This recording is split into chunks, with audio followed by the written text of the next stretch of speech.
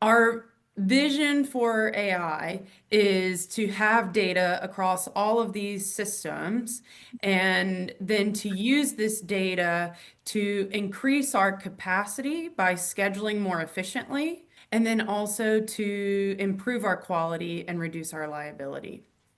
So in very manual processes, it especially working in hot weather, it can become tricky to catch all of the details. And so we're working to put things in place that make it where you cannot take the wrong step forward.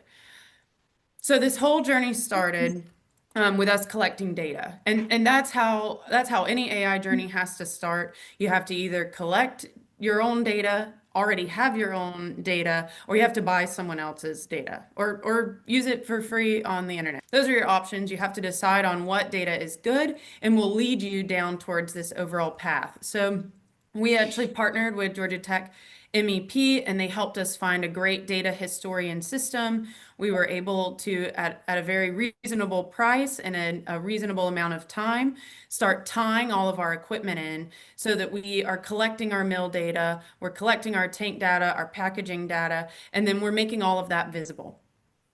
So even though that's not ready yet to help us with incorporating that into AI algorithms, we're able to use that to make better decisions using our employees' knowledge. So they look at that data, they're comparing shift one and shift two and product one and product two, and they're already helping us to run significantly more efficient. But now we have over 3 years of data.